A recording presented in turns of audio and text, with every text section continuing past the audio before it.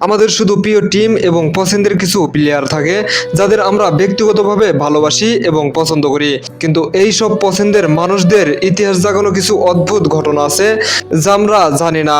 জানলে তাদের প্রেমে আরো বেশি পড়ে যাব এবং মজা পাবো। Lionel Messi. বিশ্বমানের প্লেয়ার লিওনেল মেসি। মেসি এমন একজন ব্যক্তি যিনি শুধু নামে মেসি নয়, তিনি বিশ্ব হিরো, বিশ্বের অন্যতম অবিশ্বাস্য ইতিহাস তৈরি করার কারিগর। লিওনেল মেসি বয়স যখন 13 বছর, তখন বার্সেলোনার স্পোর্টিং ডিরেক্টর কার্লোস রেক্সাস তার খেলা দেখে এতটাই মুগ্ধ হয়েছিল যে মুহূর্তেও দেরি করতে চাইছিলেন না। হাতের কাছে কোনো অফিসিয়াল কাগজ না থাকায় তিনি একটি রেস্তোরাঁর টিস্যু পেপারে মেসির জীবনের প্রথম চুক্তিপত্র সই করে দেন। আমরা জানি লিওনেল মেসিকে একজন পায়ের জাদুকর হিসেবে, তার করা অবিশ্বাস্য রেকর্ড আর অবিশ্বাস্য ঘটনা আজীবন রয়ে যাবে। 2024 সালে এই ঐতিহাসিক টিস্যু পেপারটি নিলামে প্রায় $1 মিলিয়ন বিক্রি হয়। লিওনেল মেসি গোল করার শেষে প্রায়ই আকাশের দিকে ইশারা করেন। এটি আসলে তার প্রয়াত নানি শেলিয়ার প্রতি শ্রদ্ধাঞ্জলি। ছোটবেলায় মেসি যখন খুব ছোটখাটো ছিলেন, তখন কেউই তাকে দলে নিতে চাইতো না। তার নানি জোর করে স্থানীয় ক্লাবের কোচকে রাজি করিয়েছিলেন মেসিকে মাঠে নামাতে। মেসির ফুটবলার হয়ে ওঠার পেছনে তার নানির অবদান সব থেকে বেশি।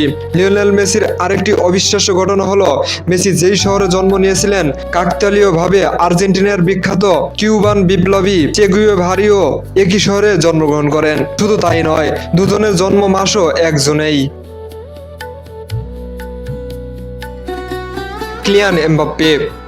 ফরাসি সুপারস্টার কিলিয়ান এমবাপ্পে সম্পর্কে এমন কিছু অবিশ্বাস্য ও মজাদার ব্যক্তিগত তথ্য রয়েছে যা শুনলে আপনিও সত্যি চমকে উঠবেন। এমবাপ্পের গ্যারেজে ফেরারি রয়েছে 488 পিস এর মতো, কোটি টাকার একাধিক বিলাসবহুল গাড়ি রয়েছে। কিন্তু মজার ব্যাপার হলো, মাঠের সবচেয়ে দ্রুতগতি এই ফুটবলারের কোনো অফিসিয়াল ড্রাইভিং লাইসেন্স নাই। নিরাপত্তার খাতিরে এবং প্যারিসের ভিড় এড়াতে ক্লাব থেকেই তাকে সার্বক্ষণিক ব্যক্তিগত চালক ও বডিগার দেওয়া হয়েছিল, তাই তার কখনো লাইসেন্সের প্রয়োজন হয় নাই। 2018 সালে 19 বছর বয়সে ফ্রান্সের হয়ে বিশ্বকাপ জেতার পর এমবাপ্পে ইতিহাস তৈরি করেন। তবে অবিশ্বাস্য বিষয় হলো, সেই বিশ্বকাপের ম্যাচ প্রতি আয় করা এবং বিশ্বকাপ জেতার বোনাস বাবদ পাওয়া $5 লক্ষ পুরো অর্থই প্রতিবন্ধী ও সুবিধাবঞ্চিত শিশুদের একটি সংস্থায় দান করে দিয়েছিলেন। তার মতে, দেশের হয়ে খেলার জন্য কোনো টাকা নেওয়া উচিত না। ছোটবেলায় থেকে তিনি রোনালদোকে পছন্দ করতেন। এমবাপ্পে তার ঘরে পুরো দেওয়াল জুড়ে রোনালদোর ছবি টানিয়ে রাখতেন। রোনালদো ছিলেন তার জীবনের সবচেয়ে বড় অনুপ্রেরণা ও আদর্শ। মজার ব্যাপার হলো, শৈশবে যার পোস্টার দেখে বড় হয়েছে, সময়ের পরিক্রমে সেই রোনালদোর প্রিয় ক্লাব রিয়াল মাদ্রিদেই যোগ দিয়েছিলেন এবং মাঠে রোনালদোর মুখোমুখিও হয়েছিলেন। মাত্র 14 বছর বয়সে ফরাসি কিংবদন্তি জিনেদিন জিদান এমবাপ্পেকে রিয়াল মাদ্রিদের যুব একাডেমিতে ট্রায়াল দেওয়ার জন্য আমন্ত্রণ জানিয়েছিলেন। সেই ভ্রমণের সময় জিনেদান যখন এমবাপ্পেকে নিজের দামি গাড়িতে চড়তে বললেন, তখন এমবাপ্পে জিনেদান জিদানকে জিজ্ঞাসা করেছিলেন, আমি কি জুতা খুলে উঠবো? জিনেদান জিদান তখন স্বাভাবিকভাবে হেসে দিয়ে বলেছিলেন, তুমি জুতা সহকারে ওঠো।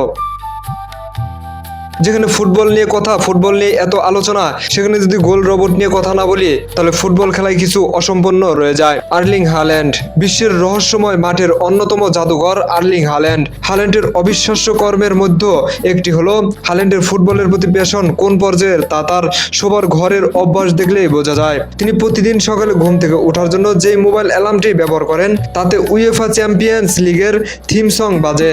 এছাড়াও সলজারবার্গে খেলার সময় তিনি যখন ম্যাচে হ্যাটট্রিক করতেন, সেই ম্যাচের বলগুলো তিনি বাড়িতে নিয়ে আসতেন এবং সেগুলোকে নিজের গার্লফ্রেন্ড ডেকে বিছানায় বলগুলোর সাথেই ঘুমাতেন। যেখানে বিশ্বের মানুষ টাকা ঐশ্বর্য পেলে খায় দায় ঘুমায়, আর সেখানে আর্লিং হাল্যান্ড এর শারীরিক গঠনের বিষয়টা অন্যরকম। হাল্যান্ডের এই দানবীয় শারীরিক গঠনের পেছনে রয়েছে তার অদ্ভুত এক ডায়েট চার্ট। আর্লিং হাল্যান্ড দিনে প্রায় 6000 ক্যালোরি খাবার খান। সাধারণ ফুটবলারদের মতো না খেয়ে তিনি গরুর তাজা হাড় এবং কলিজা খেতে পছন্দ করেন। এছাড়া তিনি ফিল্টার করা বিশেষ পানি এবং বিশেষ পদ্ধতিতে প্রক্রিয়াজাত করা কাঁচা দুধ পান করেন। বিশ্বমানের ফুটবলারদের মধ্যে আর্লিং হাল্যান্ডের কর্মকাণ্ড একটি ব্যতিক্রম। হাল্যান্ড তার ঘুমানোর কোয়ালিটি ঠিক রাখার জন্য কঠোর ও অদ্ভুত কিছু নিয়ম মেনে চলেন। স্কিনের কৃত্রিম আলো থেকে চোখ বাঁচাতে তিনি সন্ধ্যার পর থেকেই ব্লু লাইট ব্লকিং চশমা পরে। সবচেয়ে অদ্ভুত বিষয় হলো রাতে ঘুমানোর সময় যেন নাক দিয়েই গভীর শ্বাস প্রশ্বাস নিশ্চিত হয়, সেজন্য তিনি মুখের উপর বিশেষ টেপ লাগিয়ে ঘুমায়। আর্লিং হাল্যান্ডের দানবে দেহের পেছনে কি পরিমাণ কঠোর শ্রম দিলে এমন হওয়া যায় তার প্রমাণ হাল্যান্ড নিজেই। ক্রিস্টিয়ানো রোনালদো বিশ্বের ফুটবলারদের মধ্যে যার নাম সবার প্রথমে থাকা উচিত, যার নাম না থাকলে যেন ফুটবলের কোনো ইতিহাসই জন্মায়নি, যাকে ছাড়া ফুটবল ইতিহাস শূন্য, সেই ক্রিস্টিয়ানো রোনালদো। রোনালদোর এমন অনেক ইতিহাস আছে যেগুলো বারবার শুনলে মনে হয় নতুন লাগে। তার মধ্যে অন্যতম হলো তার ভালো কর্ম। বর্তমান যুগের বেশিরভাগ ফুটবলারদের শরীরেই নানা রকমের ট্যাটু দেখা যায়, কিন্তু ক্রিস্টিয়ানো রোনালদোর শরীরে একটাও ট্যাটু নেই। এর পেছনে রয়েছে একটি মানবীয় কারণ। রোনালদো নিয়মিতই রক্ত এবং বোন ম্যারো দান করেন। চিকিৎসা বিজ্ঞানের নিয়ম অনুযায়ী শরীরে ট্যাটু করলে রক্তে সংক্রমণের ঝুঁকি থাকে এবং নির্দিষ্ট সময় পর্যন্ত রক্তদান করা যায় না। মানুষের পাশে দাঁড়ানোর এই তাড়না থেকেই তিনি শরীরে কোনো ট্যাটু আঁকেননি। রোনালদোর এই মানবিক ভালো কাজগুলোর জন্যই বুঝি আল্লাহ তাকে এত বড় ব্যক্তির স্বীকৃতি দিয়েছেন। রোনালদোর জীবনে একটি সবচেয়ে বড় ঝুঁকিপূর্ণ দিক ছিল। রোনালদো ফুটবলার হওয়ার মাঝপথেই থেমে যেতে পারত। মাত্র 15 বছর বয়সে তার একটি জটিল শারীরিক সমস্যা ধরা পড়ে। তাকে না দৌড়ালেও হার্ট স্পন্দন অস্বাভাবিক দ্রুত হয়ে যেত। এই সমস্যা নিয়ে ফুটবল খেলা অসম্ভব ছিল। চিকিৎসকরা লেজার সার্জারির সিদ্ধান্ত নেন। পরে রোনালদো আবার অনুশীলনে ফিরে আসে, যা তার অবিশ্বাস্য মানবিক শক্তির প্রমাণ দেয়। একজন ব্যক্তি কতটা মানবিক আর দয়াবান হতে পারে তা একমাত্র এই বিশ্বমানের কিংবদন্তি দেখলেই বোঝা যায়। রোনালদো তার অভাবীয় শৈশবের কথা কখনোই ভুলেননি। ছোটবেলায় তার বাবা মালি হিসেবে কাজ করতেন এবং পরিবারের চরম আর্থিক সংকট ছিল। 2005 সালে পর্তুগিজ ফুটবলার ফেডারেশন থেকে একটি বিশেষ পুরস্কার তিনি বিক্রি করে দিয়েছিলেন, যেন তার মা সেই অর্থ দিয়ে পরিবারের ঋণ শোধ করতে পারে। পরবর্তীতে 2011 সালে পাওয়া তার ইউরোপীয় গোল্ডেন বুট ট্রফিটিও তিনি প্রায় 1.5 বিলিয়ন ইউরোতে নিলামে বিক্রি করেন। সেই অর্থ গাজার শিশুদের স্কুলের জন্য দান করে দেয়।